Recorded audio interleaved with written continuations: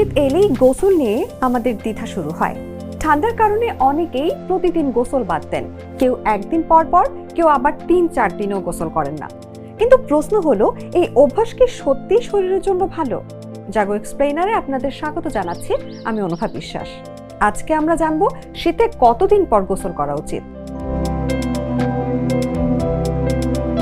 চিকিৎসকরা বলছেন শীতকালে বাতাস শুষ্ক থাকে এবং তাপমাত্রা কমে যায়। এই সময়ে বারবার গোসল করলে ত্বকের প্রাকৃতিক তেলের স্তর নষ্ট হতে পারে, ফলে ত্বক শুষ্ক হয়, চুলকানি, ফাটল, এমনকি একজিমার মতো সমস্যাও দেখা দিতে পারে। এই কারণে যারা খুব বেশি ঘামেন না বা বাইরে ভারী শারীরিক পরিশ্রম করেন না, তাদের জন্য প্রতিদিন গোসল করা জরুরি নয়।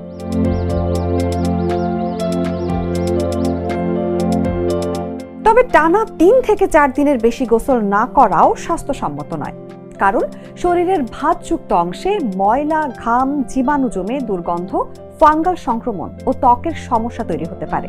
তাই বিশেষজ্ঞদের বাস্তবসম্মত পরামর্শ, শীতে ২ থেকে ৩ দিন পর পর গোসল করাই সবচেয়ে নিরাপদ। শীতকালে গোসলের সঠিক নিয়মও গুরুত্বপূর্ণ। কুসুম গরম পানি ব্যবহার করা ভালো, খুব গরম পানি নয়। তবে গোসল ৫ থেকে ১০ মিনিটের মধ্যে শেষ করা উচিত। আর গোসলের পরপরই ময়েশ্চারাইজার ব্যবহার করলে ত্বকের আর্দ্রতা বজায় থাকে। সব মিলিয়ে চিকিৎসকদের কথা পরিষ্কার, শীতে প্রতিদিন গোসল জরুরি নয়, আবার দীর্ঘদিন গোসল না করাও ঠিক নয়।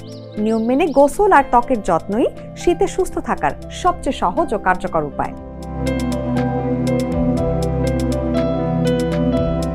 এই ছিল আজকের জাগো এক্সপ্লেইনারে। আশা করি আমাদের দেয়া তথ্যগুলো আপনার ব্যক্তিগত জীবনে কাজে আসবে। এই শীতে ভালো থাকুন, সুস্থ থাকুন এবং জাগো নিউজের সঙ্গেই থাকুন। ধন্যবাদ সবাইকে। দুধার চকলেটে একাকার হয়ে ওঠা প্রাণ লেয়ার সম্পর্কের মিষ্টি ম্যাজিক।